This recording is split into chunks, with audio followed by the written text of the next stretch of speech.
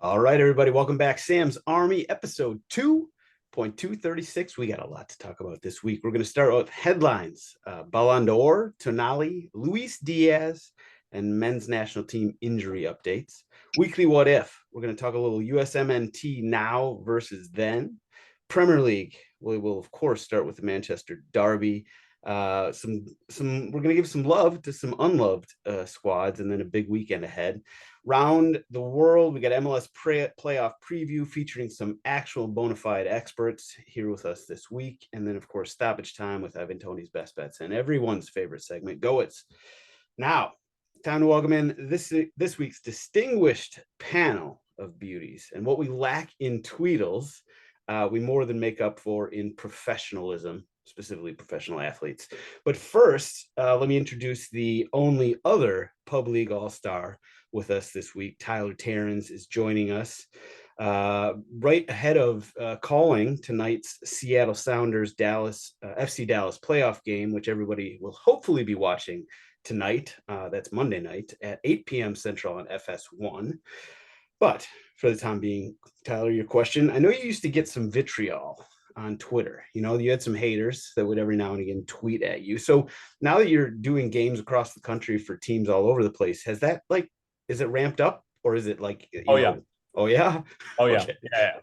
Okay, no, so because now my mediocrity isn't just to Chicagoland and on WGN and in the Great Midwest, but it's all over the country now, and sometimes even to Canada. So my hate has gone international. I had a reporter from NYCFC on one of those sort of like fake little outlets write a 500-word hit piece on me, telling me to use my inside voice and that I resemble NYCFC's season, young, unpolished but eager, and a little bit too eager at times. So yeah, no, it's been good. It's been fun, but we just tune all that out and we keep grinding, baby. That's all. I was going to ask you, what's the meanest thing that somebody's written, but I think you just pretty much laid it out. That was that was bad. That was a kick to the nuts. I'm not gonna lie. It's never fun to see that. I just need like an hour to just digest it and then shit it out the other end and just move on with my life. All right, good. We're moving on. We're moving on from that as well. So now for the bona fide boots on the ground MLS experts, not one but two this week. So we're going east to west. So we'll start with Alex Bono of DC United, who I thought you were in Canada, but I thought you were sort of getting your universal health care on. But are you back in DC at this point? Back in DC, we've got some postseason training, staying sharp for as long as we can, getting ready for for preseason already. Comes quick. They say that MLS offseason is long, but as soon as you hit the holidays, let me tell you, it goes by real fast. Okay. Any offseason trips on the books?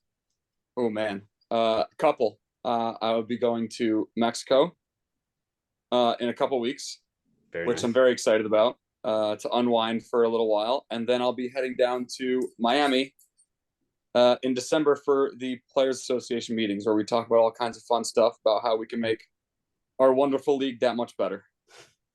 And maybe get a candid shot with Messi or an autograph or something like that. It's kind of tough now that we're peers. You don't want to be you don't want a fanboy, True. So we'll see how much he cares about the league, whether he shows up or not. I don't know. But if he really cared about the future of the league, I think that he would be there. Okay. All right. Fair enough. Last but never least, Keegan Rosenberry is back after an extended absence, fresh off another season with the Rapids. I'm not going to ask about that for the time being, but I do want to know how your side gig is going as the unofficial, maybe even official team barber. Is business booming, or are there some young guys who've come in and kind of elbowed you out of the way? No, there's still been a constant flow of new clients. So I've been happy with the barber performance. Like you said, we don't need to talk about the season that was, but the barber chair is always full, probably 3 to 4 weeks. So I'm staying busy. Okay. All right. Good. Yeah. I figured, I'd be, I don't know. I'd be a nice host and not ask you two about how the seasons went, since, you're here with us and you're not at the playoffs, prepping for the playoffs at the moment. But in the MLS section, I think that may come up at some point. So we'll wait for that. Now let's head to headlines. So first, we got Ballon d'Or. I believe that the trophy is being handed out right about now. On I don't know if it's on TV. I assume it is, but most likely Messi is our first MLS player to ever win Ballon d'Or, by the way. Hopefully not the last. But here's the thing. 2024 feels like kind of a tipping point, a changing of the guard, if you will. It feels like, the Messi Ronnie era is pretty much, this was the last final hurrah, thanks to Messi winning the World Cup. And now we're gonna get some fresh blood. So I want to hear from you guys. Keeg, you want to go first? Who do you have, as your favorite to win the Ballon d'Or next season? We got Erling Haaland, we got Jude Bellingham. Obviously Kylian Mbappe is out there. Plenty of other ones. Some older guys, some newer guys. Who for you? Who you got winning next year? Short answer is Haaland. I think even before City and Haaland completed the treble last year, I kind of brought it up. Like, I mean, Messi won the World Cup, but I mean, it's really hard to argue against winning all three of those and still not winning it that year, and especially the way, obviously, Haaland did it with record-breaking goal-scoring performances. But yeah, that's a quick and dirty. I think, like I said, if Messi doesn't win the World Cup, I think it's Haaland all the time. Like, I think everybody's voting Haaland, so it doesn't take anything away from him. I think Messi obviously deserves it, and I'm a Messi fan, but I think it's got to be Haaland. All right, we got one vote for Erling Haaland. Tyler, what do you think? Make that two. I mean, you always kind of knew coming into this year, whoever had the most dominant performance, if there was a truly dominant performance in the World Cup, that they were probably going to win it. And then if you're thinking towards next year, like the big competition, sure, it's Copa America, but like that's not going to get you over the line. But if City win Champions League again and win the Premier League again, and Haaland scores another, 45 goals or whatever it is, I think it's hard to not give it to him. And I think a lot of people know that he probably should have won it this year. If Messi lost in the final or lost in the semifinal, I think Haaland would have won it. So I think it's Haaland. Okay. Two for Haaland. Are we going to go strike three here, Bones? No, I'm going to go Bellingham. I think that he he's already having an incredible season. I think he continues that streak. Madrid look to be the team that, will win La Liga, with the possibility to win a lot more. Disagree. We got a little friend who is not a big Bellingham fan, apparently. he's dedealing with I think he's got a fair point, but I feel like if they don't win the Champions League, then you can't take it away from Haaland. I mean, it's going to come down to that, isn't it? They'll if they both win the league, obviously.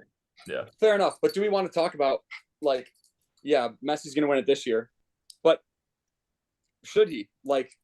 Are we past that? Just because we're gonna he's the reports are he's going to get it this year. That's fine, but should he? Is it just because obviously it's just because he won the World Cup, but is that enough on its own? Obviously, it's Messi. He's had this whole career of winning Ballon d'Ors, and this is kind of his swan song.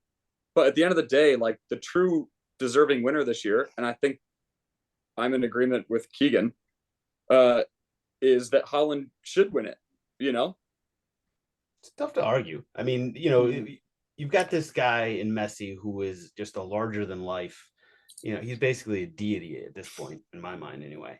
So the fact that he just had the capstone of his career, even though he's still playing, but winning the World Cup, I don't know. I think for me, maybe I'm just being a romantic, He was so dominant in every game that he played, and he was so good in the World Cup. And just because of the way he played in the World Cup. And the Argentina team was not a good team coming into that tournament. Nobody thought that they were going to make it probably past the quarterfinals if they were lucky. He was clearly the best player on the field in every single game, and it was not even close. And the only game it was close was Mbappe and France in the final. I do think, just to play devil's advocate, even if Messi doesn't have the performance he does in the World Cup, I can still see it going to him because of everything that comes with him. But I think the way he plays at the World Cup and again, everything that goes behind Messi and that whole story and everything that follows him, I just think it's going to be really hard for people, even staring at a record-breaking season and a treble. They still won't give it to a guy. So I think that with this award, we've moved off of, I think, what its original purpose is what player in the world had the best year. And I think, obviously taking into account the World Cup and how good Messi really was in the World Cup, at the end of the day, throughout the course of 10 months, who had the best year? And for me, that argument is Haaland. I think that it's kind of gone to this, competition of who do people view as the best player in the world still, and did he do well enough to kind of hold on to his title? And I think that's kind of where it's gone, and I don't know if I agree with that. Yeah, the whole Ronaldo versus Messi debate sort of almost overtook Ballon d'Or, and it was just like everybody was thinking, who's going to win it? Was it going to be Ronaldo, or is it going to be Messi? And yeah, there were those couple years like Modric won it. There was the year that Lewandowski should have won it, but I think COVID screwed him over on that one. But yeah, I think that once we're at this tipping point, like I said, I think once we move past that, I'm guessing that the award will go back to kind of who has had the best year. And I do think you're right. Haaland has a very strong argument this year, but I'm such a Messi fanboy that I'm totally fine with them giving it to him. By the way, just odds makers, I think, have Bellingham as the favorite at the moment. Keep in mind, this is English bookmakers, so there's a little bit of bias there. So, but Bellingham is the top favorite, followed by Erling Haaland, Kylian Mbappe, and then Vinicius Jr., I believe. Harry Kane maybe. Oh, Harry Kane's in there as well, I believe, ahead of Vinicius Jr. Okay. So a couple quick things. One quick thing anyway. So we mentioned Tonali and sort of what was going to happen with him. He agreed to a 10-month suspension after admitting that he placed bets on soccer. So, he's going to go to rehab. He's going to do all this stuff. There's not really anything to say other than AC Milan. I kind of wonder what AC Milan knew, and wonder what they, how that played into their decision to sell Tonali when they did to Newcastle. I don't know, Keegan. I mean, you're a Newcastle fan. Any thoughts on this situation? It's just, this one hits home. Anything betting hits home. We had a player this year that was suspended or, taken away from team activities for the entire season because of allegations. And I don't know how any of that works from here. There's obviously the investigation, and I just feel like anything legal takes a long time. And I feel like they crack down harder than ever. They, meaning sports in general, they crack down harder on betting than they do for a lot of things that probably should be looked at more seriously. Domestic violence, any of this stuff. Like, I'm reading about an NFL guy that is linked to the murder of his mother, like things like this that, don't get me wrong, they're very serious topics, and at times they do get dealt with the right way. But for whatever reason, recently with how much betting has become not even legalized, but regularized in just like sports shows daily that you're reading about it, and how much they push it as a source of income, clearly for all the broadcasts and sports and stuff. But it's sad. It's sad that as it becomes more prevalent and we read more about guys getting in trouble for it, that it still continues to happen. But my thing, like for our guy that was involved in it, like, I felt for him because you never know exactly what's going on. You never know if people are getting threatened to do something to, let's say, for example, our player's back from Brazil. Somebody in Brazil is threatening him, like, if you don't do this in this game, like, and he's obviously remote, like something could happen to his family, his friends, his hometown or something. And they're like, what do you do at that point? Yeah, you hire the right people, you tell the right people, but you're still scared for all of those consequences if you don't carry out this action. So I just hope that all that stuff gets looked into, and I don't know how it gets better. I don't have solutions, but it's scary. It's even some of the stuff that you read about on social media with like racism. It's just like, everybody knows it's a problem, but how do you go about, like, cracking down on activity in social media and virtually? And it's, as an athlete, it's always sad to read about other players that are experiencing issues and going through suspensions and stuff. So Bones, is this something, obviously, Colorado Rapids dealt with this very sort of firsthand. Is this something that you guys, talk about in the locker room at all? Yeah, definitely. Listen, I think that there are, like Keegan said, there's obviously things that go on in people's lives that the public, that the leagues aren't aware of. And so in situations like that, it really is unfortunate where there could be threats, there could be things that are out of that player's control that someone wants to bring into their control, that are extremely hard to deal with. And it makes the player make some really difficult decisions. In a different sense, in a purely betting out of pleasure, for betting on sports in general, at least our league guidelines are very clear on what you can and can't bet on. And like I said, from a purely betting for pleasure on sports, you are then knowingly either betting on soccer or not, or betting on something else. And so the guidelines are clear. Like I said, if there's something else going on, that's a much deeper and more difficult situation. But in a general sense now, with all these sports cracking down, the rules are the rules. And so from a, from a betting out of joy perspective, betting out of something to do perspective, going against those rules, obviously these leagues are cracking down, and it's going to get you in a lot of hot water. Yeah, no doubt. I'm sure, as we've said before, it's not the first time we've heard about this, and it certainly won't be the last, especially with, as Keegan was saying, it's just become so normalized and so pervasive, just like on SportsCenter, they got the odds ticking across the, just it's a new world, and there's going to be some growing pains, if not more than that. All right. Luis Diaz. This situation is wild. I assume you may, Tyler, have been following it a little closer than me. I mean, like, I know that he left the team, went back to Colombia because apparently his parents were kidnapped. I think last I heard, his mom had maybe been released, and his dad they were still looking for. Like, what's the latest you've heard? Yeah, it was his mom was released. They were looking for any sort of information, and the Colombian police offered up basically 200 million pesos, or that was the equivalent or whatever. I'm blanking on the currency in Colombia, so apologies to everybody who expects me to be the CNN political correspondent of Sam's Army. That's but, right. I mean, it's a horrendous situation. And to Keegan's point, right? Like, that was the first thing that popped into my mind. Like, these guys are so recognizable and come from such horrific parts of the world, especially, coming from really perverse areas in South America and Colombia, Brazil, whatever it might be, that you're remote and you're living in Liverpool, and your family and all these people who you take care of and, and are recognizable back in those countries. Anything can happen to you. I mean, we've heard about, Premier League stars' homes getting broken into while they're at training, because people know that they're going to be at training from 9 a.m. until 1 every single day, and nobody's going to be at the house.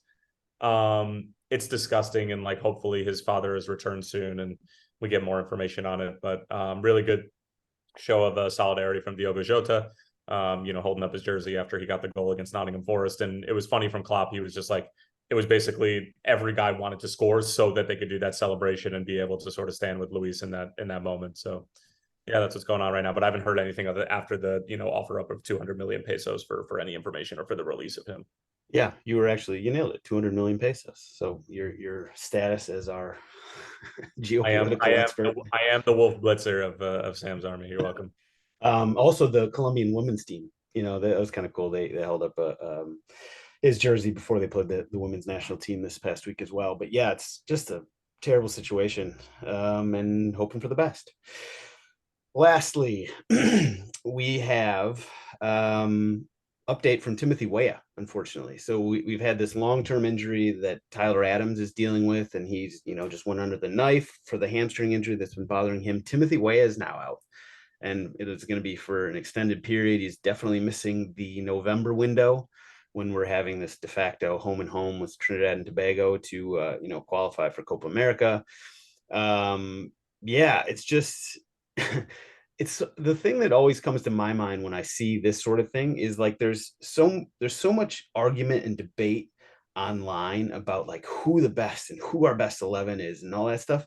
It doesn't matter, because we're always going to be missing one or two of, these guys. And so like the negativity that comes with that debate, like, oh, Luca de la Torre, he stinks at this, and so like that's not the debate that we should be having. It's like, it's having these guys that are the stacks of talent.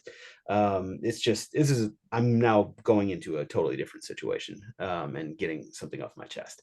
But yeah, so Timothy Weah is out long term. It stinks. I thought he was playing some of the best soccer of his life. He was killing it with the national team last time out. So, obviously it's just, it stinks. It stinks. Nothing else to really say about that. So we'll move on. What was his injury, sorry? What's that? What is his injury? That Yeah. So it's a thigh injury. That's all they've said about Weah. So he's out. By long term, I don't really know. They just said through November. So it stinks. All right. Weekly what if time. So there's been a lot of talk, a lot of chatter on the interwebs lately about this national team, the current national team, and how they would match up against. Specifically, I think the talk was 2014, the national team. I think it was the genesis of this was like a CBS, sit down with Josie Altidore, I believe, and that sort of started the conversation. And Josie Altidore said that the 2014 team would beat the current team, and obviously everybody on Twitter went after him for that. But I'm going to expand that out a little bit and get your thoughts on this. So let's just say, in this hypothetical, what if we were in this like Space Jam type situation? I didn't actually watch the movie. I'm just assuming this was the plot of Space Jam, where they basically had to play the Monstars for the fate of the world. If I'm wrong, just don't even correct me. Let's just go with it. If you, Keegan's definitely suggesting that I'm wrong on this. Basically, best men's national team ever. If you had to pick one to play this hypothetical Monstars team, any team in history, the US men's, you can go back to 1930 when we got, I don't know what it was, second or something, or third or fourth or whatever in the World Cup. They were literally all carpenters and plumbers at that time. So let's go. I think we're going to assume that the teams we're really talking about here: 1994, 2002. We're basing it on the World Cup team, by the way. It's 1994, 2002, 2010, 2014, and then the current team. So if you had to pick one of those, Tyler, which one do you think is the best? See, the problem is that as the game has grown exponentially since, let's call it 1990s, since the new modern era of the U.S. men's national team qualifying for the Olympics, after we missed out in 1986 or whatever it was. I think that the game has just inherently changed, and each pool, let's call it 10 to 12 years removed, is definitely better than the previous one in terms of how the modern game now is played.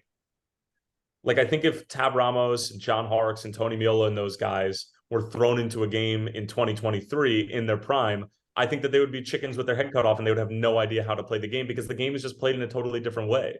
So I know that this is basically putting a huge fucking bummer on your question, and it's impossible to answer. Meola is going to strangle you if he ever hears this, by the way. He will, but he's going to strangle me for a multitude of different reasons. That's true. I don't know, man. And this is against some imaginary fucking super team, yeah, just a super team, Monstars. Yeah. By the way, I have not seen really important cultural things such as Space Jam is a cultural phenomenon. Dude, absolutely. Especially as somebody who has lived in Chicago for as long as you have, and being in proximity to Michael Jordan as long as you have been. What's wrong with you? I don't know. Or the fact somebody really young maybe hasn't seen it. It came out a while ago, but you should have definitely seen it. Say that he's old, Keegan. Say that he's fucking old. You look great. I didn't live in Chicago when it came out, for the record. I was a kid. I was listening to Chicago Bulls games on a ham radio, by the way. Exactly. If you're listening on a handheld radio, you're not going to go watch a movie that Michael Jordan and Bill Murray are starring in. What's wrong with you? I don't know. I've got some cultural blind spots, and maybe Space Jam is one of them. Yeah, and you I don't know. Every single night. Do yourself a favor and go watch it tonight. You know what? I will watch Space Jam. I've said I'm never going to watch Ted Lasso, just to piss off basically everybody that keeps asking me that. I'm never going to watch that show. That's your fault too. I think, by the way, I'm in the right on that, based on what everybody says about season 2, 3, or whatever. They say it stinks. So I'm just going to tell myself that I'm in the right. We don't even have to go there. We won't go there. We won't go there. But I will watch Space Jam. I'll watch Space Jam for you guys. All right. Now let's get back to the goddamn question. Tyler, did you actually answer it? No, I didn't, because I think it's a dumb fucking question. You hate all the weekly what if questions. No, there's some that are actually really good, but for you to compare generations, and especially with this sport and the way that it's played and how it's grown in this country, I think it's an impossible answer. I don't know. This current team. Okay, you're gonna go current team. Keegan, what do you think? Yeah, I'm going to do a little diplomatic answer like Tyler did to start. I think it's really hard to argue against like where the guys are now in the pool, the clubs are playing at, what they're doing week in and week out. I mean, it's like you said, I think the pool and the players are only going to get better. But I do think there was something about I'm leaning 14 just because of the way, like if I needed to draw up a game plan for one game, it seemed like they were maybe a little bit harder to play against. Maybe, I don't know. Like I also pay way more attention to the game now than I would have, especially like where we were in our careers or in our lives of the way that, you know, you think about the game, whether it's tactically, whether it's just how you watch a game, what you focus on. But I don't know. I felt like there was maybe just a little bit more. I don't know. You know, like I said, to be able to, is Michael Bradley starting in the middle of the field for you? he probably was on that team, right? I mean, he was.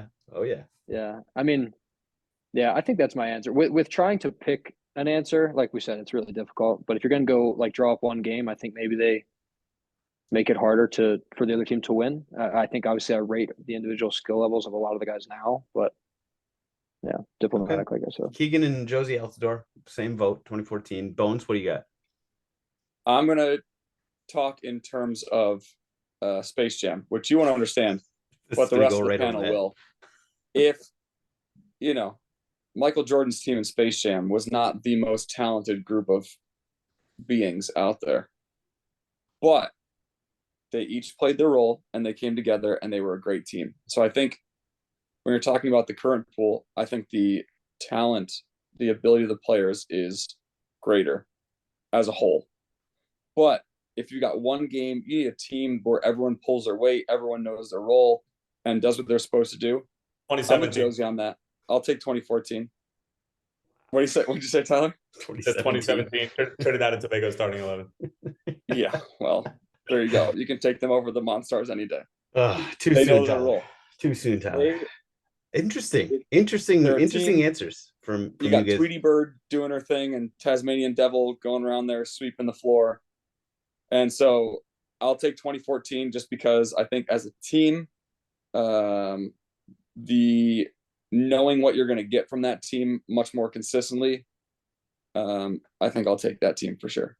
You know something, if we're going to go based off of the whole Space Jam ideology, I like Bono's approach here. I'm going to go with the 1994 World Cup team because I just think that there was just a bunch of dogs. And yeah, I'm a little bit biased because a lot of them are from New Jersey, but you know, we're hounds out there, baby. You got some pre-World Cup drama that, you know, might filter into the team. I don't know. It could be a little bit. When it gets down to the Monstars after that, to stretch his arm and get to the hoop, there might be someone in there trying to block it. I don't know. On your own team. That's all. Wasn't that 98? That wasn't until later. So 94, they were still good. he doesn't know, yeah, and he's muted. I was even old enough to watch the game at that point. So I was going to say, speaking of like showing our age or whatever, I'm going 2002 here. Because if they had a team that was a bunch of dogs and they had some talent. I mean, they had guys that were playing over in Europe. You know, Casey Keller, obviously, Greg Berhalter. For everybody, big Berhalter fans these days. He was playing at Crystal Palace at the time. But they had some skill guys like Landon Donovan.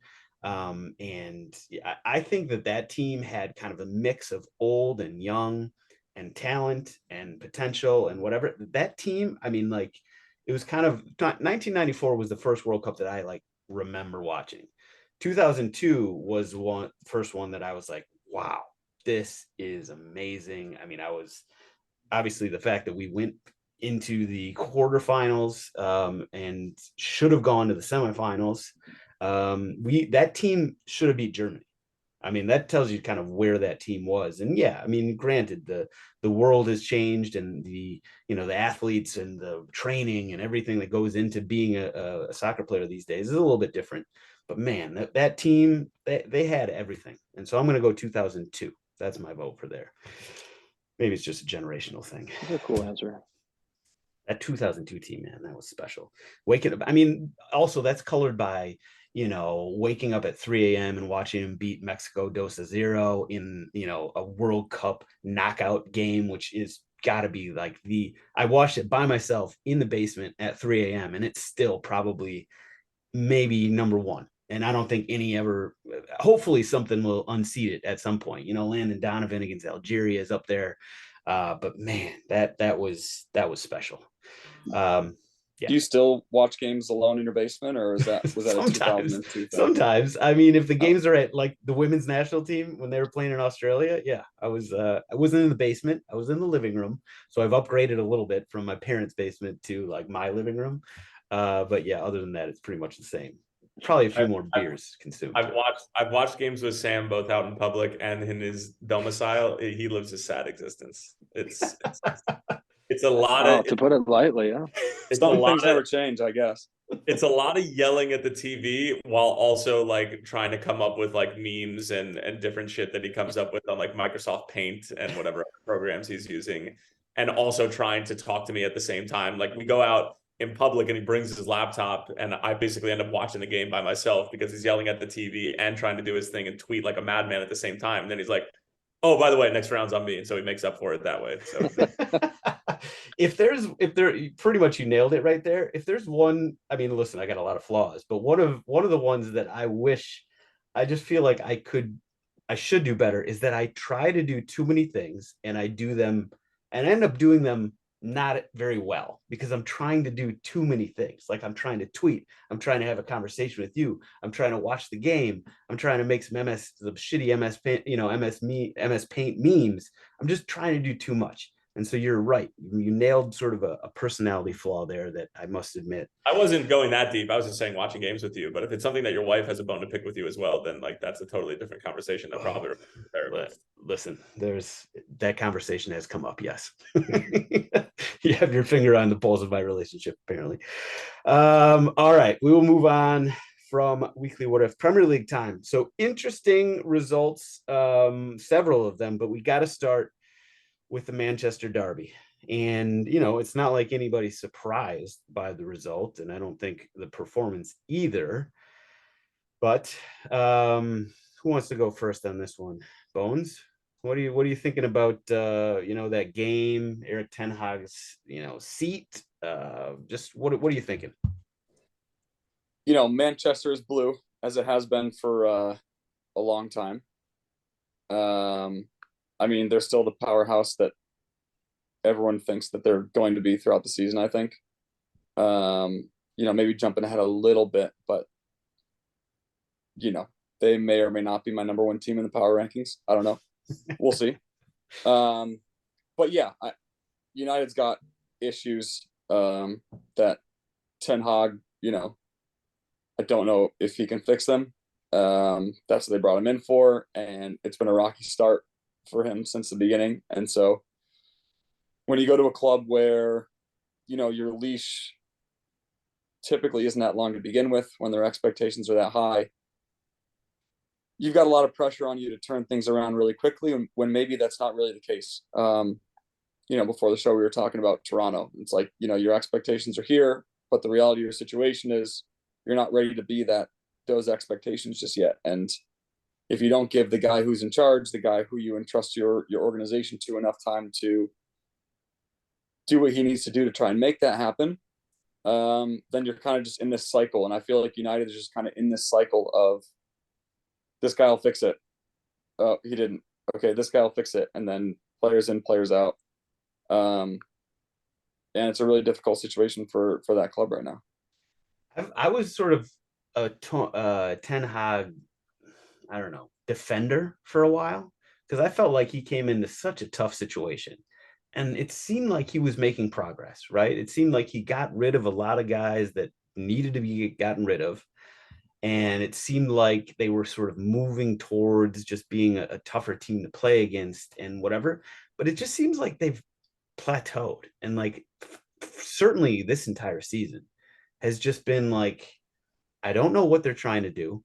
Obviously, they've got a lot of injuries. They got these situations that keep coming up, Greenwood and Anthony, and now this whole situation with Sancho.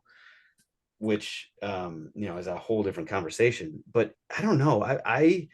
It takes a while for me to get on board with somebody, and then it also takes a while for me to get sort of off of the bandwagon. I am definitively moving off the bandwagon with Ten Hag. I'm not quite there yet because I do think he was just in such a tough situation. But man, it just seems like they just don't have an identity, and they just, losing to City 3-0, that shit happens, right? I mean, did you see the conversation that Gary Neville and Jamie Carragher were having on Sky Sports after the game? I saw it, but I didn't actually listen. So the crux of the argument was one side of yours, which was Jamie Carragher's argument, which is like, forget all the external shit, forget the noise, forget the fact that what's his face is coming in and is probably going to clean house and take over the team and the Glazers are morons, whatever. He's like, there's no identity. So that was his argument. And then the other thing is that like the players and the sporting staff and everything like that basically have no idea what their future is. And they're basically in this limbo while they're trying to compete against the likes of Manchester City, potentially qualify for Champions League, balancing Champions League and the Premier League and the whole thing. And it's kind of difficult to have an identity or go out there and execute a game plan, as I'm sure Keegan and Bono can know. If your future is that uncertain and you don't really know what's going on, having the presence of mind to be able to go out there and really execute whatever identity Ten Hag might be laying out becomes like really, really difficult, almost impossible. And especially if you're going up against an opponent like Manchester City, who can make you look like morons to begin with. Yeah. So I don't know where it lies. It's probably a combination of the two things, but I heard you say the lack of identity thing, and I'm just like, yes, I agree, but at the same time, I feel like it's dangerous to strictly equate it to only that, because I do think that the situation that they're in right now, and the situation that the club has been in since Sir Alex has left, and I know people don't want to hear that, but that's just the case. Since that has happened, the club is just, there's no pulse, there's no identity, there's no nothing, and on top of the fact that like the owners don't give a shit, and there's a new era coming in, and we're in the middle of that transition. It's been so long and such this long-term, I don't know, the atmosphere surrounding the club has been just so negative and everything. It does feel like they just need to clean house completely. Like, because obviously the decisions that are coming down from the top have been not good, right? I mean, that has to be a huge contributor to this whole situation. I don't know. I mean, like it seems like Ten Hag has been cleaning out the roster, at least making some moves. You don't know anything what's going on behind the scenes in the front office and the sort of the decision makers. I assume that Radcliffe, he's one of those cutthroat business types. I'm sure he's going to come in and really clean house, which is probably exactly what they need. I don't know. Keegan, any thoughts on United at this point? Yeah, I think I feel like all the points have been pretty valid. I do think there's, like, for how good it was last year, and I was kind of agreeing with you. I was a Ten Hag fan, and it felt like there was an identity, there was a direction of the club. They were kind of, the right players were clicking at the right times. Rashford had a great year, but it's like you said as well. I mean, they could have showed up to play tactically, pretty perfect game and lose 3-0 to City. So I think a little bit, maybe just slightly overreaction after a result to City, and if he does have a short leash, I don't know, and obviously all that uncertainty makes it tough, but. I think there's still time for them to kind of get out of this skid and get back to what seemed to be clicking for them, what seemed to be kind of them finding themselves last year. I don't know. They're still in the Champions League for a reason, so I do think there's plenty of opportunities to get it right and find a quick run of results. And as all of us can, I'm sure, relate to in more ways than one, results are everything. I mean, you could have a shit show going on at the club, but if the results are good, it's just not going to come up. If it's the opposite, it's going to make those issues seem way more obvious. Fair enough. And City just keeps doing what City does. Now, rest of the results here. What I typically do is I just sort of open it up and say, what game caught your eye? So, Bones, you want to, outside of the Manchester derby, we had some interesting results. Arsenal put a hurt on Sheffield United. Not a big surprise there. There were some interesting results, though. Chelsea losing at home to Brentford, 0-2. Everton going to West Ham, getting a 1-0 win. And what else? Wolves holding Newcastle. I guess we can get Keegan's thoughts on that. But Wolves going toe-to-toe. I watched that game. I was kind of like, this game is probably going to stink. And I don't even know if I want to watch it. and I watched it. That was a lot of fun. But Bones, which game from the weekend sort of stands out to you?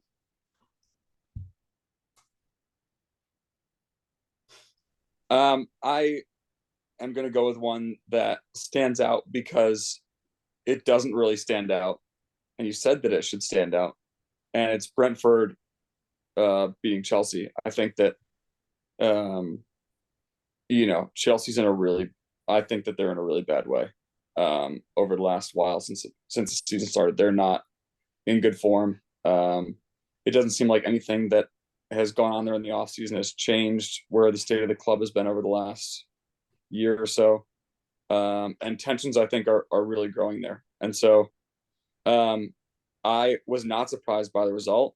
But it is Chelsea. It's a big six team, quote unquote. And so when they lose to a team like Brentford, who I think is a good side, is a tough side beat, it obviously makes waves.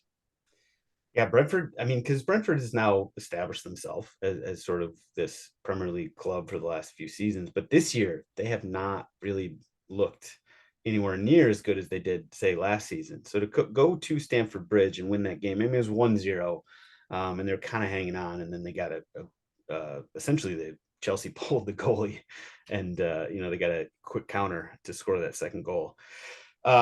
Yeah, I think Chelsea is in just a really tough spot at the moment. They keep throwing the money at the problem, which has worked for them in the past, to be fair. But I don't know. Maybe we're just in a different era now. And I feel bad for Pochettino, who I still, I will go in my grave loving. He's in a tough spot as well. I don't know if he's in a tougher, like in terms of whose seat is hotter, Mauricio Pochettino or Eric Ten Hag. I don't know. I wouldn't want to be on either one of their seats at the moment. Tyler, any thoughts on the games? Liverpool is, they're being the Liverpool you said they were going to be a few weeks ago. Any that game or the other results? Oh, you mean I'm right again? Just on that one specific point, I'll give you a little flowers. Yeah. I mean, I was going to say what Bone said about Chelsea. They're just a problem, and I love it so much. Like watching them struggle it brings me so much joy in my life, which I think is starting to say more about me than it is about the Chelsea Football Club. So true, but that the element of like the Pulisic and like not everybody there, but a lot of the fan base sort of just giving so much hate to him or towards him. That I would have been much more vocal about my hate for Chelsea if Pulisic hadn't been on the team for the past several years. But because he was, I wanted them to succeed. But now 100%, and now he's gone. And now we're back to just feeling free, footloose, and fancy free about hating on Chelsea. 100% right on that one. Liverpool, you got no. Liverpool is a wagon, and they're going to keep on keeping on. You guys are frauds, by the way. I've officially come to that conclusion. I'm not going to say you're wrong about that. I'm loving it. I'm loving it. You haven't beaten anybody good, and that includes us. You should have lost to us when we were down to 10 men, and if it wasn't for the biggest botched VAR job in the history of the universe, then you probably would have a loss. And I just think that you guys are frauds and that this is going to end. I don't know when, but you guys will flounder, and it's going to be like you will flame out. You guys are not built for this, and I just think that you're fake. Well, it depends on what exactly fake is. We have a tough stretch coming. Fake is you are not a title contender. I agree with you there. You're a 3 or 4 contender. We're 100%. I'm 100% on board with you there. We are a fraud in terms of top of the table Tottenham. Don't reverse jinx me right now, because you greeted me with, how's the weather down there at that part of the table. That was your text message to me today. Also asked me to take time out of my day to talk about soccer for free with you. So the next time that you do that, I'm probably just going to say no. Duly noted. I can't promise, since I have obviously no skills at finding advertisers. It's probably going to stay free, but I won't start with how's the weather down there. We are frauds. We're not a top of the table team. We're not a title contender. If you watch City week in, week out, like I love the way we're playing. I mean, I love it. It's just so much fun. It's just so much different than last year. Like it's just night and day versus what I've been watching under Mourinho and Conte for years now. It's back to like Tottenham being Tottenham. We're not a title. We're a paper tiger when it comes to a title, challenge. if you had asked me this before the season, I would have said we're going to have a tough time, even fighting for top four. I do think we're among the top four teams in the league though at this point. Chelsea and United, if Chelsea and United didn't blow as much as they do, then you probably would be struggling. True. I mean, but then you got Aston Villa. They're going to be a problem. Newcastle, we knew they were going to be a problem. You really think Villa's going to be a problem? If Tonali was playing for Newcastle, I think that they would be a problem. I think that losing him, especially with their schedule and the whole thing, I think that losing him was a lot more significant, not just from a betting and from a human standpoint, but from a like actual footballing aspect in their roster, because a lot of it was centered around him and having depth at that position. I think you're absolutely right on that. And so I guess that's a good segue to the next game that I definitely wanted to touch on, the Wolves and Newcastle game with Keegan. So, I mean, Newcastle's recent run of results, you've lost to Dortmund, you did beat Palace, tied or drew with West Ham, beat PSG. Okay. Your actually results haven't been bad at all. I don't know what the fuck I'm talking about, but you did lose to Dortmund and then you drew with Wolves. And now is Isak out for, I don't know what his injury situation is at the moment. I think he's an incredibly important player for you guys though. What's your thoughts on Newcastle? Because what we've been saying and maybe not all of us, but what I know me and Mikey have been saying is that number one, Newcastle's a damn good team and hard to play, and just like, it's a big seven now. It's not big six, it's big seven. But the fact you're playing all these competitions, specifically Champions League, it might wear on you as the season goes on. What's your level of sort of confidence or optimism about how things are going? Yeah, I think that always has to be the difficult part for teams that kind of not overachieve, but kind of come into that success when they hadn't had it in past years, is all these new fixtures, like congested schedule with rotating lineups and guys come, injuries, just figuring out how to be a better team from maybe 1 to 18 instead of 1 to 13 throughout the season. But I think all is still good. Wolves actually results might have been better for you to read instead of Newcastle's, because recently they beat City, they tied Villa, they beat Bournemouth, and then tied us. So they've also kind of been sneaking some results. It was away as well. I'm not looking too much into it. I think you got to have a little bit more of your head in Champions League, especially after starting the way they did. So it's easy to kind of let off coming back for a game like that, I think. But yeah, still disappointing for sure. I still walked away from it thinking, some points lost, instead of one game. But it's just cool to see. It's definitely a new era, and especially recently and last year where they finished and being in the Champions League to begin with. Didn't come out of nothing. There were obviously a lot of money, a lot of players brought in, and a lot of changes. But it's just been fun to see and fun to watch. And yeah, they've got a lot of interesting pieces. It's fun. Like I said, it's fun to watch. I think if there was one thing that I came away from that game thinking, it was that Wolves are not nearly as bad as a lot of people seem to be sort of suggesting they were at the beginning of the season. That was a team that was a legit team that I was watching there. And there's no way they're going to be in a relegation battle unless which, by the way, I was going to say, unless they hit a problem with injuries. And I think it was Neto went down near the end of the game. And if that's like a long-term, I think it was like a hamstring injury is what it looked like. That would be a situation where Wolves will be right back into the relegation scrap where they have been for a couple of years. All right, we've probably talked enough. We've got to give a shout out to Everton. Like they've had a rough go of it. So going to West Ham and getting a win right there. Shout out to the Toffees. I know it's been a rough go lately. And Bournemouth as well. We talked about this, and so Bournemouth and Burnley. This was like a huge 6-pointer at the bottom of the table. Both managers have been under pressure. We've sort of I guess I should just speak for myself. I've always thought Burnley was just going to be a much better team than Bournemouth this season, and yet here they are. I don't know if we need to rethink on Burnley and Vincent Kompany. He had them flying in the championship, and man, it is just not working. And the thing about the Premier League is that you don't necessarily get a long leash. So we'll see how things go with there. All right. I wasn't going to do power rankings, but we're going to do it quickly. And the way we're going to do it is Bones is going to give his, because he clearly has a power rankings ready to go. And then we're going to shit on his, and then we'll move on. So Bones, give us your top 4. Who are they? I love it. I've got City, Arsenal, Liverpool, Villa. Oh, you had to throw I that one in changed it there. the last second just to mess with you a little bit because, you guys can shit on him now and we can talk about it. Honestly, there's a good shout for Villa to be fourth. I mean, I know that Spurs are top of the table. We're killing it. I'm waiting for the wheels to come off, and maybe that the same could be said about Villa. Maybe they, but like, I won't argue with you on that one. I would put Spurs right now, just the way we've been playing. I would put Spurs at 4, and that's the only thing I'd change from yours. Although I might throw Liverpool at 2. You had them at 3. I think I'd throw Liverpool at 2 at the moment.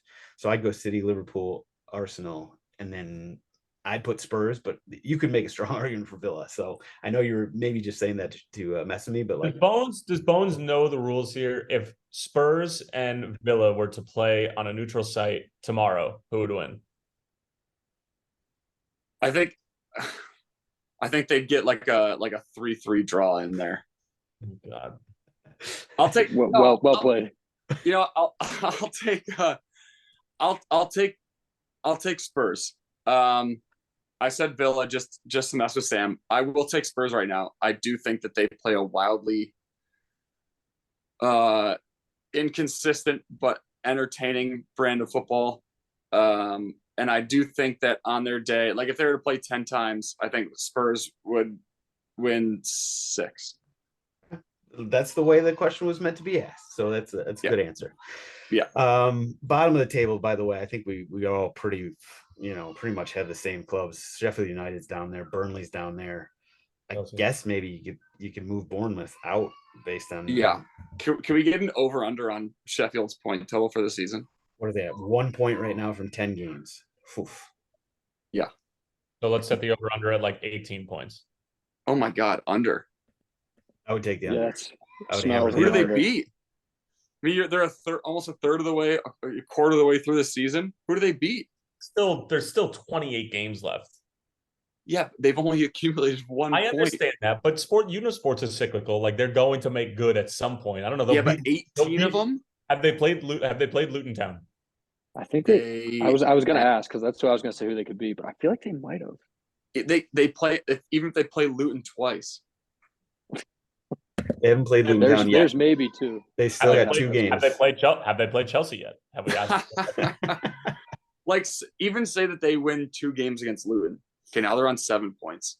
Who else? You still got to make up 11 points there. Say they get a fluky one twice.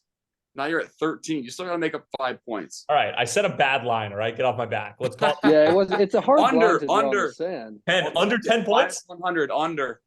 I'll take that bet. I'll take that bet right now. Oh wait, we can't do that. None of us can do that. I can't bet on soccer. I won't do that. I decline your bet. Call me later. No, I'm just kidding. Oh yeah, I think 10 points. That's probably a better number at this point. All right, quickly, weekend ahead. Let's see. There's some good games we got on deck this coming weekend. Arsenal is visiting Newcastle on Saturday, our noon game here in the central time zone, and then Tottenham hosting Chelsea on Sunday. Those are the 2 that stand out to me. We don't actually have any Tweedles, so it's weird. Normally we have just an abundance of Arsenal fans here. We actually have a Newcastle fan, and we don't have any Arsenal fans to back them up. But Keegs, what do you think? Newcastle, Arsenal. What's your confidence level there?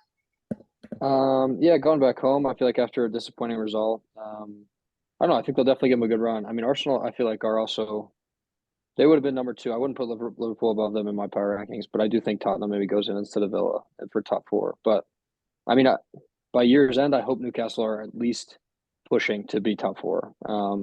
Like I said, I think that they still have it in them. I think they're kind of in Champions League right now, and rightly so. It's an exciting competition. I feel like, especially for a team that has been there for a bit. I would take a draw, even at home with Arsenal visiting, but yeah, we'll see. Yeah, my guess is, assuming you don't make some magical run and win Champions League, the fact that you haven't been in Champions League for such a long time, and the fans are definitely sort of keyed in on that. I wouldn't be surprised if sort of having that distraction might cost you some points early in the season. For sure. And maybe we've seen that. Okay. Tottenham, Chelsea. I'm just gonna say it. This just has the feeling of a game we lose. This feels like when the wheels start to come off for Tottenham and Tyler gets to laugh I was at going and to say the opposite, I think. well, right. It makes no sense, right? Chelsea stinks. I see They're what a you're trying bad to team. do. Set the Listen, standard, I'm set not. the expectation. Mikey is the reverse jinxer. Mikey's the reverse jinxer. I'm actually saying this real, like legitimately. I would not be shocked at all if we lose this game at home Where is to it? Chelsea. It's at home. It's at home. It's at home. But like just looking at our games, we got Chelsea, then we got at Wolves, then we got Villa, we got City, we got West Ham, we got Newcastle. We got a tough stretch of games coming. Yeah, And this, like, we're talking about where things could go wrong and the wheels could fall off and we could be, in 8th place come December. Like, I don't think that's going to happen, but I could absolutely see that happening. And I could see this game against Chelsea at home, a terrible Chelsea team, being the one where everybody's like, "Yep, here's the Tottenham that we knew that we were expecting." That So there you stretch, go. that stretch is tough, but I don't think that tough stretch begins with a home game against Chelsea. Like I just, if there's, to be honest with you, out of all those games coming up, if there's one that I was like, yeah, Tottenham's going to win that one, and it'll probably be like a 3-1 or something like that. It's Chelsea. 100%. So we know what you're doing. Just setting yourself up for disappointment. No, Setting yourself up for disappointment. I'm being real with you. I really, It's loser talk. Those it's loser talk. At Wolves, Villa, at City, West Ham, Newcastle. Like if there's a game there that looks like I'd feel most confident about winning, it's Chelsea at home. So, but if we end up losing that, and then we got to go to Wolves, and then we got Villa, City, West Ham. I mean, like that is going to be a problem, and then it could snowball a little bit on us. And I'm just waiting. I'm waiting for it to happen. I'm enjoying the hell out of it, but I'm just waiting for things to go south. It's just a matter of time. It's Tottenham, boys. All right, let's go to rest of world. So we got 2 MLS experts here, and we have one. We basically have 3 MLS experts because Tyler Terrence gets paid to talk about it. You get paid to talk about it, even though you're not playing in it. So, what do we think? Because I think Tyler and I have talked about a little bit about this, but Keegan, what do you think about like the playoff format and the new structure? Are you a fan? Does it just sort of feel like a placeholder, so it's not even worth getting worked up about? What are your thoughts on it? Yeah, I do think it's that way. I think honestly, for I don't know, the past 5 years, it feels like even since we joined the league, Bones, like they've just been changing it every year, so it's kind of hard to keep track of.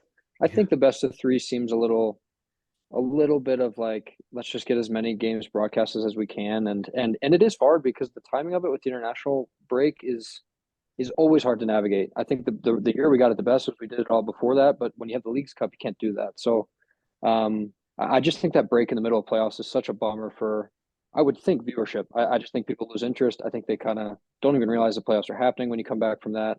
So I think that's just a bummer and it's difficult to work around. I feel like that's got to be some of the incentive to maybe lengthen out this first window. And then when you come back, it's all single elimination. I think if that's right, timing wise. So I get it, but I wouldn't have liked being a part of that. That's why we're not involved. But I don't know. It's just another game. And I feel like there's a lot of pressure. I would have preferred to be the visiting team first. I feel like there's a ton of pressure on the home team, especially when you saw last night, like with St. Louis. We talked about them before. I mean, they were playing a team that was in form, and they maybe weren't as much towards the end of the year.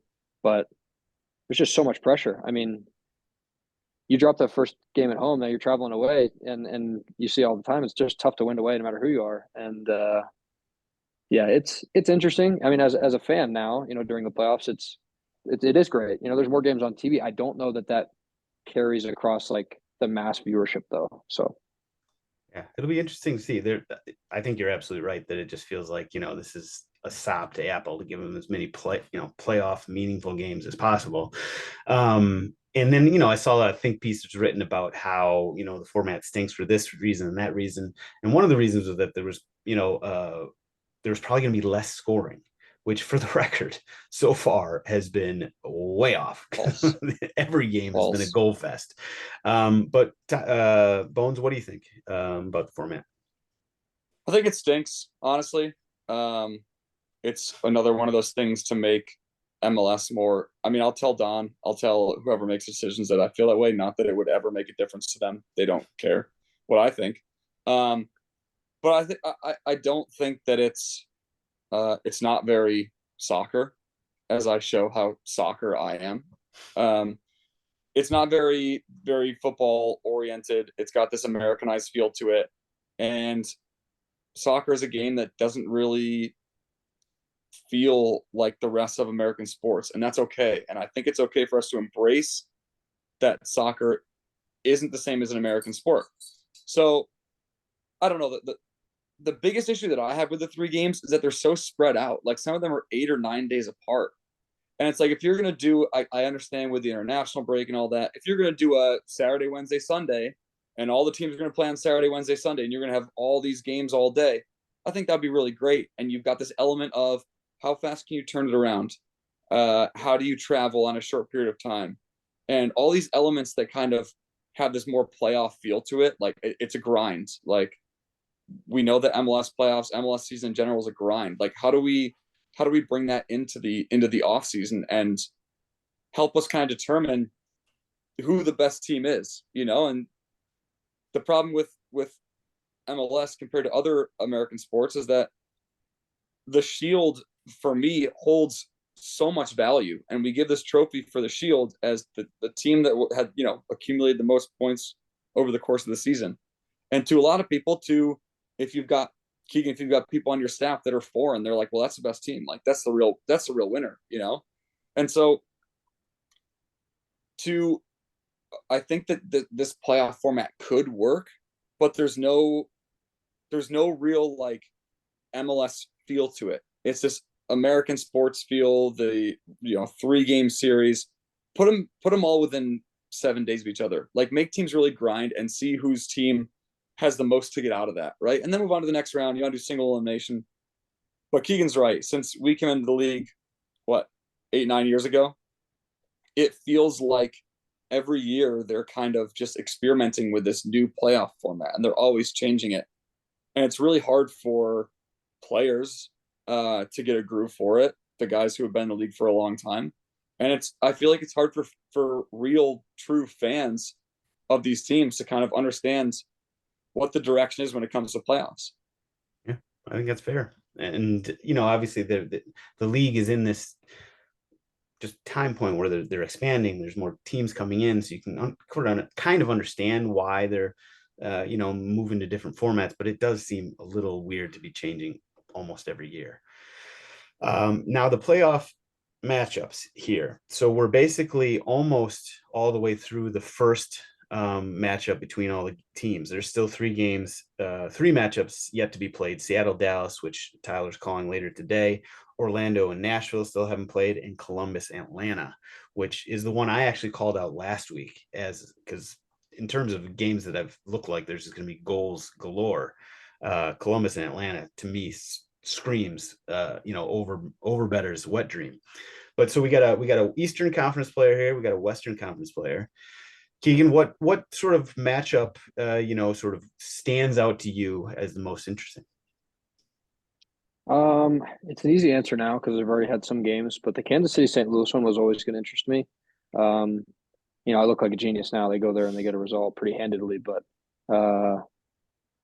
it's just kind of. I also think a part of the playoff format that is maybe a little bit flawed is there's absolutely zero reward for coming in first in each conference. Like in years past, you at least had a bye, which got you to whatever it was, the second or third round, but this year, you only avoided that wild card game. Talk about American. Then we have a wild card game in our system. But it felt like, oh yeah, you guys got the most points in the conference. Congrats! Now here's a 3-game series, like right in the front, right in the middle or right in the beginning of the playoffs. So I thought that was kind of unfair because it is such a they should be rewarded more for an impressive season.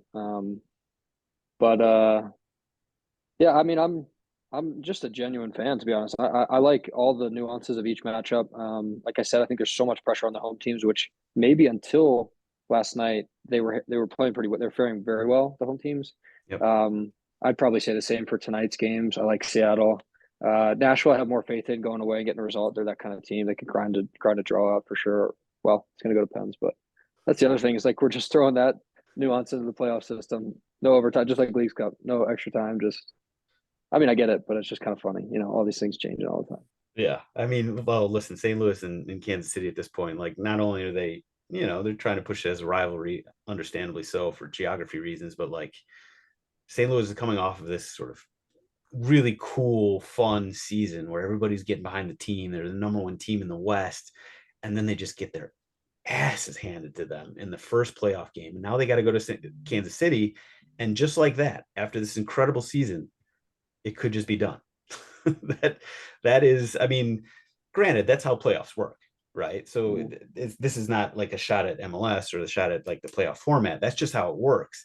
But you're right. They have to then play. They had to play. Their reward for being the best team in the West was to play a team that by definition will come in kind of on a roll because they just won a wild card game. We always talk about this on the baseball side as well. And now they got to play them. That's your reward. So yeah, that's tough. Bones, what any matchups stand out to you? Yeah, I think you talked about the Columbus Atlanta one.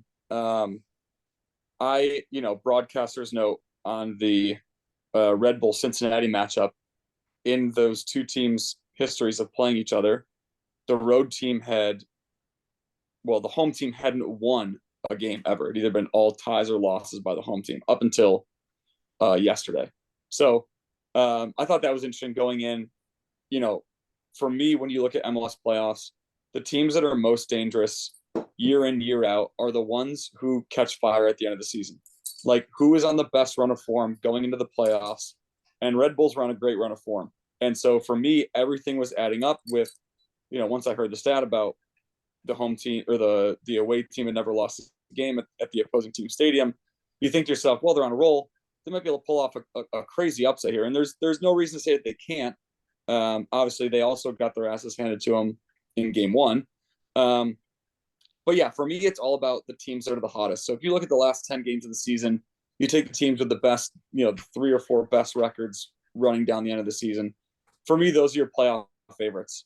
And I know Cincinnati kind of fell off a bit after Leagues Cup. They kind of started stumbling a bit. And then towards the end of the season, they had Supporters Shield locked up. And they weren't kind of as impressive as they'd been, the entire year. But they're, I think they're still the front runner. They showed it in the first game. But I really think that Columbus Atlanta game, I'm an East Coast homer. I spent my entire career, in the Eastern Conference. So I'll stick with that. I'm really looking forward to that game.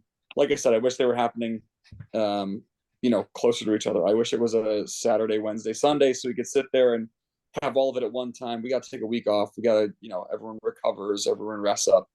But yeah, I'm really looking forward to that Columbus Atlanta series. Yeah, it's interesting. I think that one's scheduled for, they play the first game on Tuesday, and then so that's the Wednesday. They play the first game on Wednesday, which is November 1st, and then they don't play the second game until November 7th. And then TBD on the third one. Yeah, so that's interesting. Now, Tyler, you anything you want to throw out about the playoffs, or we move on? Just talking with Bradley Carnell, the coach of St. Louis, like, he put it really interesting way for the postseason. Number one, he said for St. Louis, and I thought that this was neat. Like, he was like, I don't really care. He's like, we're an expansion team. Nobody expected us to be here, let alone finish first in the Western Conference. We got our spot in CONCACAF Champions Cup. If we lose, we hold our heads high. We can say we did something that no other professional sports team in the North American landscape has ever done before. That's number one, which makes me think, like, he doesn't really care. And why should he? Because the chances of getting to an MLS Cup and the prize money, which is literally basically nothing, what is the point? You already have your CONCACAF Champions Cup spot. You'd love to get the double, but, like, theoretically, like, what are you actually accomplishing? Like, you're probably going to lose at some point. But anyway. That's fair. I bet you fans of St. Louis fans would disagree wholeheartedly. Of course they would. Yeah. And as a competitor and, like, the guys on the team, everybody wants to win. You want to go out and win. But, like, in terms of the carrot at the end of the road, there really isn't. And what's the prize money for winning MLS Cup owner? What is it, like 300,000 or something like that? 400,000? 300,000 for the team. Yeah.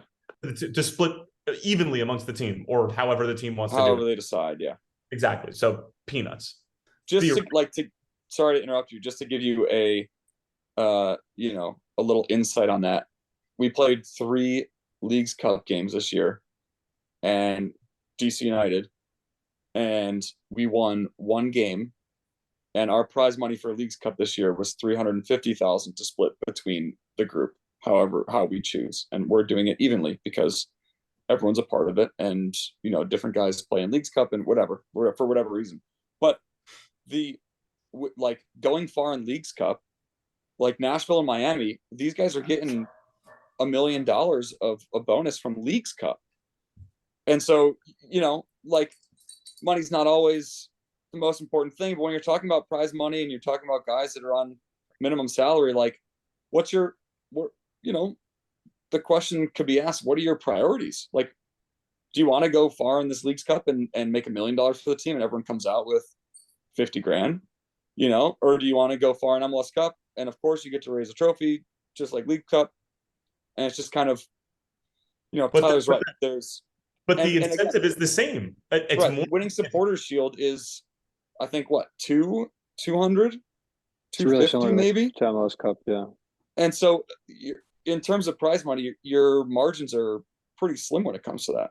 So the biggest incentive becomes CONCACAF Champions Cup. And you've already booked it if you're St. Louis. So like what you're fighting for is sort of pride and just to be able to lift another trophy, because the money aspect of it pales in comparison to the Leagues Cup, as Bono just said. But anyway, what Bradley Cornell said about the format is that so let's take St. Louis City as an example. All right. Or let's take Sporting Kansas City, who just won on the road. They could then go back home, draw 0-0, lose in penalties, go back on the road, draw 0-0, lose in penalties, and they could get bounced with winning and drawing on the road, giving up 1 goal throughout the playoff series, and still go home. That ain't right. That is an interesting little twist. Yeah. But anyway, that's what I got to say about that. All right. Fair enough. That is an interesting sort of disconnect between the priorities and the motivations and the incentives for players versus fans, right? Because like I know St. Louis fans, if they like, it's been such a good feel-good story. They've been winning. They've been doing so great. Fans have been behind them. Like I've been at the stadium multiple games. It's been awesome. If they then lose in the first round of the playoffs to their presumptive rival, I mean, that puts a real sort of downer on the season. There's no downer on the season for St. Louis. You cannot look at it that way. I'll play devil's advocate on this. There is nothing like raising a trophy in general as a professional athlete. And those trophies vary in levels of importance and what they mean. But as an American, being a fan of other American sports, when you get to a playoff format and the intensity rises and the temperatures drop and you kind of feel that tension and that pressure in the air of like, okay, it's playoff time. Like, here we go, There's nothing better than, like, granted, I've been a part of a Shield team. I've been a part of MLS Cup teams that have lost and MLS Cup teams that have won. And I can tell you that the party after MLS Cup was a hell of a lot bigger than the one after the Shield. And that's just kind of, yeah, you still have to play games. Like, yeah, your season's over after you play MLS Cup. But of course, like, part of the great American sports landscape is that these playoffs are, it's kind of a battle of grit and determination and who can hang on the longest. And I do think there is something to be said for the team that is last standing. Mm-hmm. Performing under pressure. I mean, it's part of like the playoff American ethos, American playoff. Yeah. And listen, like the best teams will feel like that pressure exists when the expectation is we're going to win the Shield. We're going to be the best team all year. But there's also an understanding of Keegan. Oh, no, you were in Philly when Colorado won the Shield, right? No. Did they win the Shield that year? When Tim was there? I thought they just missed the Shield. We came first in the West. We didn't win the Shield. There was one year where they won the Shield. No, when either one of you were in the league? I think so. Maybe. I don't know. I don't think so. But anyway. I don't know. But there's like the good teams, you feel that pressure to be the best team. When that's your goal, you feel that pressure on a game in, game out basis. Like every game is that important. But there is something to be said for we're the last team standing. And at the end of the day, we, you can make an argument that, we're the best team in the league. I think it's a team that gets hot at the right time. But you can't take away an MLS Cup champions. They've never won a Shield. Oh boy. I think they might have come second that one year that you're thinking about too. Maybe it was like 17 or 18. We won the West in 21, but we didn't win the Shield. That was New England. Okay. I don't know about before that. They did pretty well one year, I think, but 16 maybe. Oh, 16. They won every single game 1-0. I think they were close that year. Yeah. I think it was 16. Messi Dallas won the Shield in 16 though. Yeah. Well, history I saw that Messi headline. Yeah, Messi took it down. All right. Listen, I know that there's a lot of holes you can pick in the format and all that stuff. As just a fan, though, I mean, like, more games. I know we can sort of get on MLS, and if you're a player, you might not like it and all that stuff. As a fan, I don't mind more games. You know, yeah, I mean, but you get more games. You get more games in total if you do aggregate for the whole time, except for MLS Cup, right? Like, that was a format. Yeah, but you know that first leg games can be fucking snooze fests. That's fine. I listen. I guarantee you, at some point along the way, you're going to see a game that's a snooze fest, like in this first round. Like Seattle and Dallas, the two best defensive teams in the league tonight on turf. Could be, and I hope you bring a lot of energy to that game because I can't wait, baby. Speaking of which, I can't wait. But there's yeah, of course, like the first leg can be a snooze fest, but at the end, and I guess, if there's the away goals rule is kind of obsolete, at this point in time, but those things matter when you're talking about a format and you're talking about, okay, you got two games, you got one home and one away. How do you want to approach this? It's like, if you want to make it the first one a snooze fest, that's fine. But there's going to be some games in this playoff format that are definitely a snooze fest. Yeah. Haven't been so far, though. No. So to be fair, the Kansas City playing game was kind of a snooze fest. Yeah, after the first, whatever. And an atrocious display of penalties. Yes. Call a spade here. Yeah. All right. Fair enough. All right, we'll leave it at that. I was going to do women's national team real quick, but like basically they played two games. The first game was an absolute, speaking of snooze fest, the first game was an absolute yawner. It feels like they just are in a weird place right now where they don't have a permanent coach. They need a permanent coach and to turn the page and bring these kids in. And then in the second game against Colombia, they did that. And, the goal scorers were all under 23. And it basically like sort of confirmed my bias, which is that like, it's time to, move on from these women who have been they've won everything and they've done everything, the Alex Morgans of the world. It's time to move on. And we have a lot of talent. Let's just let the kids play. Okay. Now we will hit stoppage time and wrap this up. So best bets, as we've been talking multiple times, you guys might want to abstain from this. And if you do, that's fine. We're not trying to get anybody in trouble. But I am not abstaining because the overtrain is cooking and it is cooking hot. So for the third week in a row, I'm going to go back and find out how I did. But so 3 weeks ago, I did 4 for 5 or 5-0. Last week, I might be switching these up because my brain stinks, but I went 4 for 5 and then I went 5 for 5. And then last week I went 4 for 5. So I'm going to try to do the math real quick. That's 13 for 15 on overs lately. Feeling good. Feeling real good. I got some more for you. Everybody get out your pen and pencil. But you're doing all over unders? I just do straight overs. Nothing, no unders. Nice. And it's you guys don't know. So basically what I do is I do one a day, Wednesday through Sunday. I give out one over and we go with it. And so I got 5 for everybody this week. Last week, by the way, it was Juarez, San Luis, and because I always want to switch it up. I want to go different leagues each time. So Wednesday I did Liga MX, Juarez, San Luis, 3-2. Brighton, Ajax. I don't know how that game, it was a Europa Cup game. I don't know how that game did not go over. It's 2-0. That was the one I lost. Bundesliga 2 game, Gruther Fürth and Osnabrück 4-0. Augsburg and Wolfsburg, Bundesliga 1, 3-2. And then Adelaide, Melbourne City, I think it was 3-0, 4-0. So we are cooking with gas. I'll go first, and then if you guys have any bets you want to, just not that you would actually bet on them, but if you want to help the people out, you're more than welcome to do so. So my overs this week, we're going to start on Wednesday, and we're going to go back to League MX. It always treats me well. San Luis and America on Wednesday. Thursday, Ajax burned me last week. Fool me once, shame on somebody. Fool me twice, I don't know, shame on me or something, but whatever. I'm going Ajax again. Ajax hosting Volendam.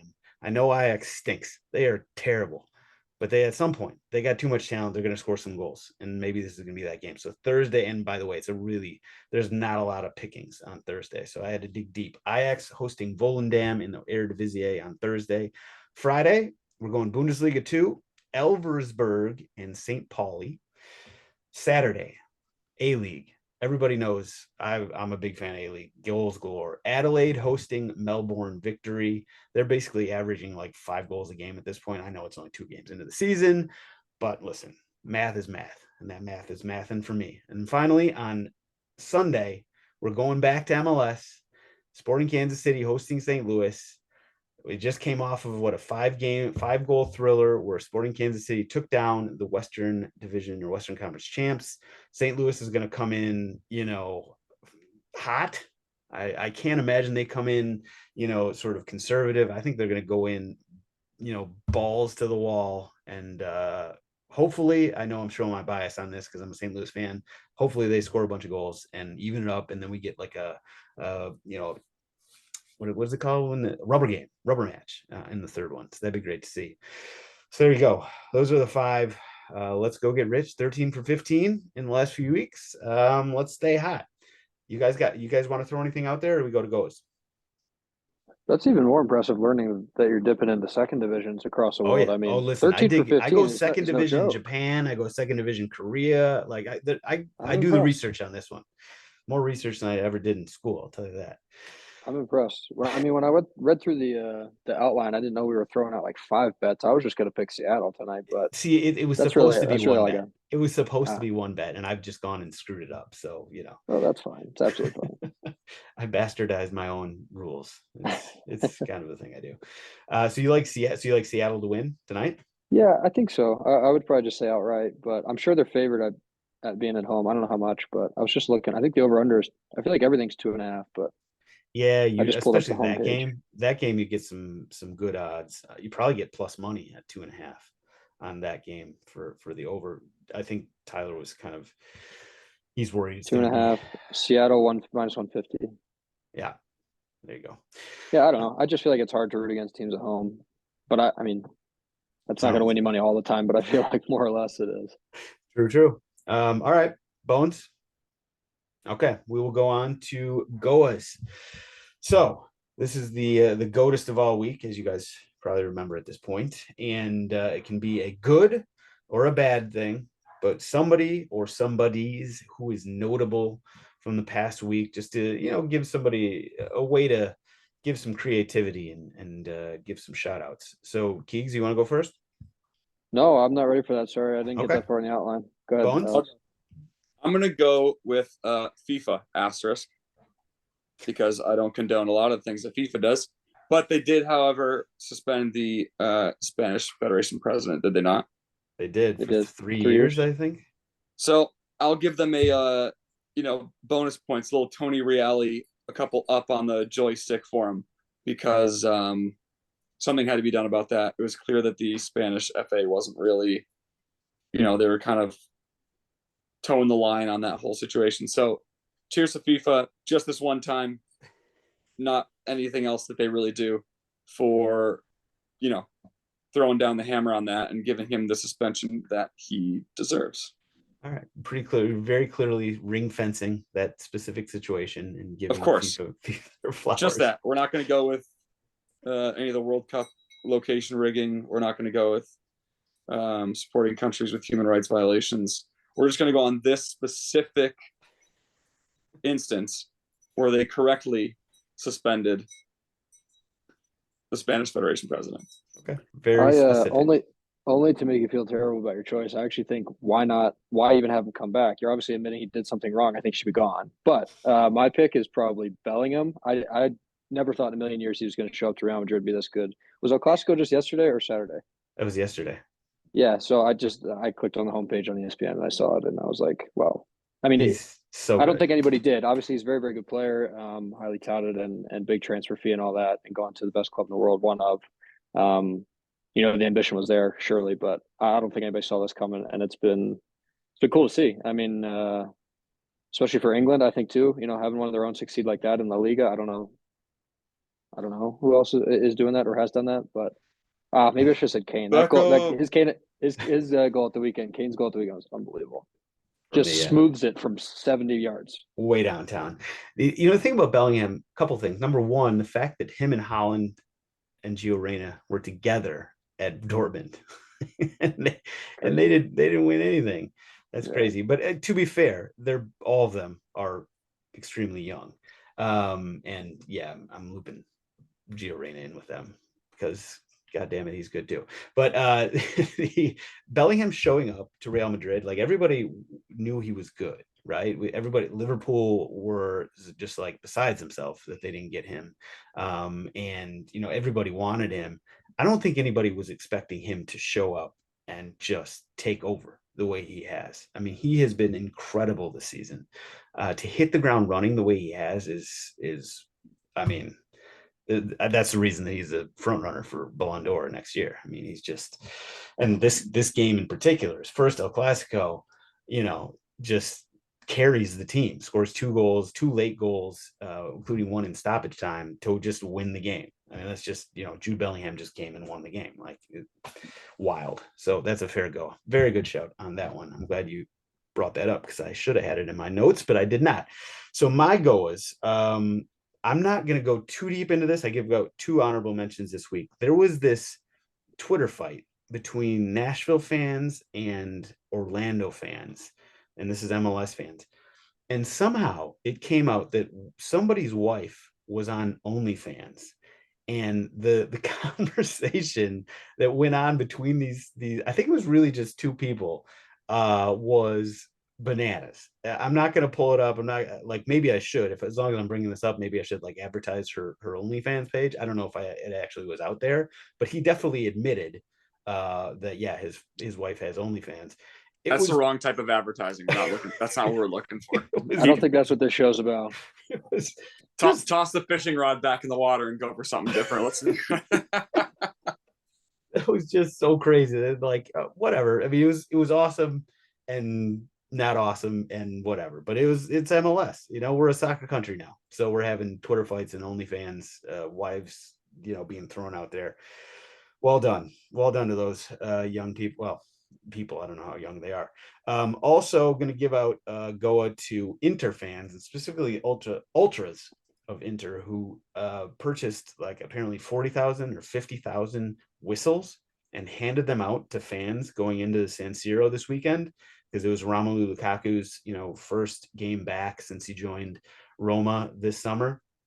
And the level of hate that they have for Lukaku, who just a couple years ago was their favorite person in the whole world, it just absolutely proves there is a very thin line between love and hate. And I don't know what's behind. I mean, I do know a little bit about the story, and he it sounded like he had a deal in place with Inter, and then he went behind their back and agreed to personal terms with Juventus, which obviously is a big no, and just poisoned the water there or poisoned the well, and then he ends up going to Roma because I think his only other option was Saudi Arabia. But crazy story. It's just sort of one of those things where soccer fans' passion is unrivaled. And finally, my actual Goa is the NEC Nijmegen, I might be mispronouncing that, and AZ Alkmaar players. So this was one of those sort of scary situations. Bas Dost, who people probably will have heard, he played for the Netherlands national team for years. He's still kicking it in the Eredivisie. So it was one of those situations near the end of the game, nobody around him, he just collapsed. It felt like one of those Christian Eriksen sort of situations all over again. And the players, like, they stopped the game and ended up being abandoned, but they like not crowded around him, but basically like blocked him from view, and they did whatever resuscitations. I don't actually know if he was as seriously disabled as Christian Eriksen, but because I kept reading that he just fainted, as opposed to Christian Eriksen, who was like dead and brought back. But anyway, it was obviously a scary situation. Bastost was in the hospital and doing better anyway.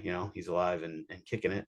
So shout out to the players, and obviously tough situation. The game was abandoned and all that, but more importantly, sounds like Bastost is doing okay. So shout out to him, and shout out to the players for dealing with a tough situation. That's all we got, guys. Thank you, Keegan, Bones. Always great to have you on. Honestly, it was great to sort of hear from people who are firsthand dealing with the playoffs and the situations and all the matchups. It's actually good to get some thoughts from some actual players, rather than people who sit on the couch and fire off. Well, we're not dealing directly with the playoffs, but you're close enough. You're closer than me. We do have some insight into them. No, it's always great to have you back on. Hopefully you come back again soon. And can't thank you enough. Thank you, Tyler, as well, for sharing a few moments of his time pro bono, which is something he always gets on me about. I got to find some advertisers just to keep my co-hosts, apparently. But no, thank you to all you guys and everybody who was listening. You guys are the best. We'll be back next week. Cheers.